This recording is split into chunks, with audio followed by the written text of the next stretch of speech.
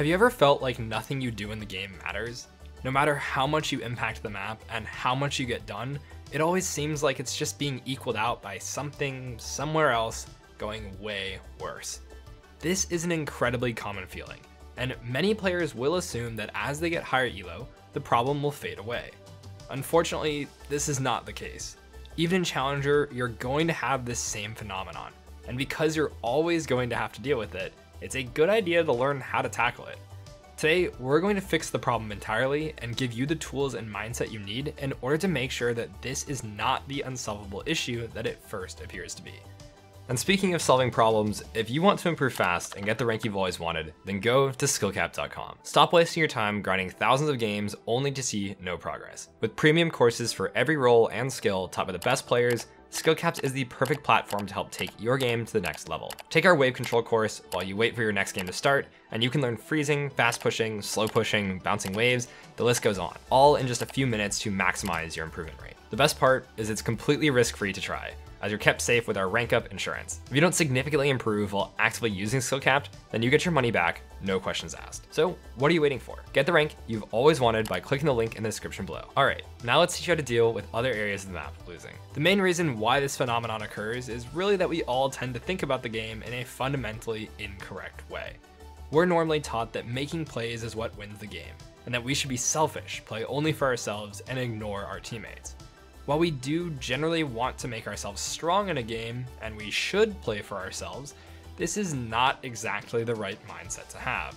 If we spend all of our time focusing on what we can do in the game, we forget all about what our opponents can do as well. Let me show you an example game to show you exactly what I mean. Let's use this Jarvan game in Gold Plat Elo.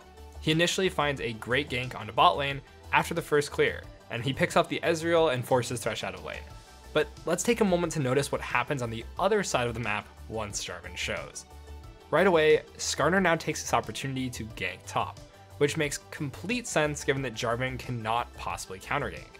And if we look forward a few minutes to when Jarvan is looking for a gank on mid lane, we can see that while he successfully ganks and kills Anivia, if we go across the map at the exact same time, we can see that Skarner finds a play as well, essentially negating any progress that Jarvan is making towards winning the game. So while Jarvan did a great job of identifying plays that would work, it didn't mean that he was successful in actually pushing the game closer towards a win. So what can we do about this? There's a few fixes, but to start, we need to shift our mindset away from just finding plays that work to finding the play that prevents our opponent from actually doing anything. While we could go crazy ganking everywhere, if our opponent gets the exact same thing, it's not going to be great for us. One of the sayings I've had for almost a decade at this point is that if both junglers are fed, the game quality is really bad. It's just one of the easiest ways to tell. Before I show you some examples of what this means, I should probably address something that I know a lot of you are thinking.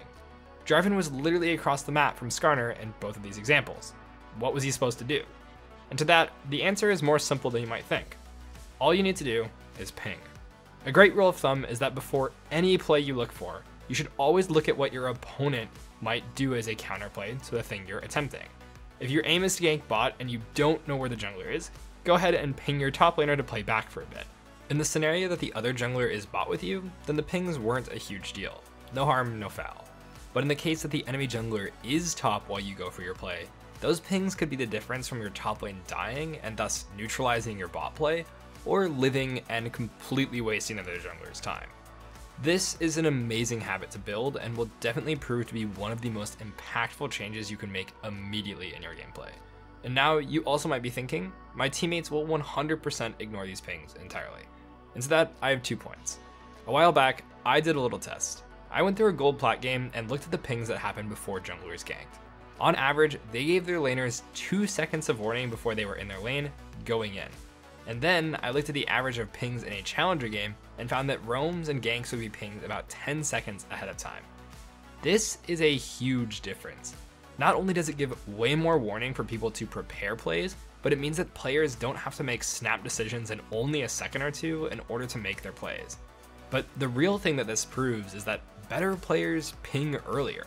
They can predict ideas ahead of time, and because of this, their pings are more effective and better responded to. Looking at the map before Jarvan goes for this mid gank, we can see that Skarner's counterplay would be bot or top. And if we ping now, look at how much warning our bot lane would have had before the gank happens. While Jarvan had already decided to commit to the mid lane play and his bot lane was hitting the tower, Skarner doesn't show for another 10 seconds. This is likely one of those things that's making it feel like your pings are being ignored. If you don't see it way ahead of time, your team definitely isn't going to either. And to address the other problem that I know people will have with this, yes, your pings, even if done correctly, are sometimes going to be ignored. And you know what? That's okay. The way I look at this is like we are basically rolling up to the casino and playing blackjack every time we queue up for a league game. Sometimes you hit and sometimes you bust, but that's life. Except for some people, they can play blackjack and cheat in a totally legal way. I'm sure plenty of you know what card counting is, but for those that don't, it's essentially where players can more accurately predict what card is going to come next from a deck.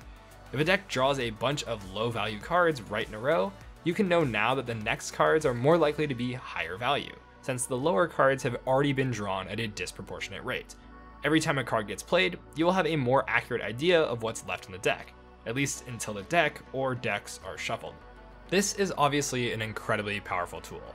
So powerful, in fact, that if casinos catch you doing it, they will send a scary guy over to your table, kick you out, and then ban you from their establishment for life. Casinos are so terrified of card counters that they won't let you play at all. So following that logic, how much do you think counting cards actually increases someone's win rate by? 10, 20%? Shockingly, it's only about 1 to 2. That seems like an incredibly small value. So small that you would think it wouldn't matter. But if you're playing hundreds and hundreds of hands of blackjack, that adds up. It's not too dissimilar to how we queue up for thousands of league games a season. What do you mean not everyone does that?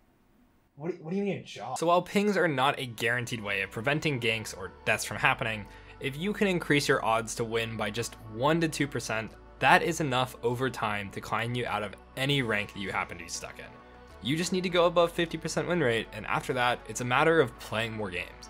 With that being said, pings aren't the only thing you can do. Let's look at a coaching session I had with my Plat 1 student and show you how I can shut down the other jungler with information alone. I think you did spend a little bit too much time here, so you can't beat Diana to top crab. But what you could do is take her respawning Raptors, right, in Krugs, because she started top side, and so like without her reset, right, if you can keep her locked in lane. Also, you got to be careful of top gank, because that's the other thing she can do right now.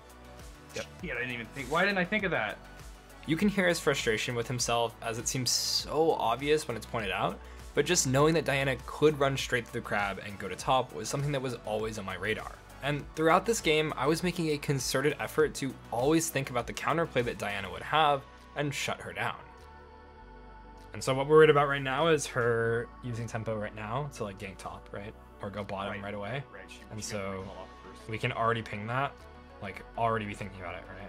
Because I can't match no matter what I do. And so the second I realize that that's the dynamic, I kind of just can only ping it. But do you see how like far ahead I am of that idea? Right. And I don't think of it till she's like. Yeah, exactly. Now he gets the ward, and like now you can go for crab. Exactly. Yeah. Every bush, I'm assuming she's in it. Bush. Yeah. Ooh. And so it's like, do I care? That's the other question. Sometimes you don't, but. List just went missing, so now I do. But I get you. Yeah. And now we should think about top. We should also think about doing camp. I mean, it looks like he's trying to. He's pushing in. Yeah. Look. See, easy. There are several points throughout this game where Diana dies, or we see that she bases, and then I have to immediately go into damage control mode. Think about where she could punish as soon as she respawns. Where is my map weak? God. So again, where can Diana be here, right? For you, anything. Exactly, okay, Topside. so just ping it, yeah.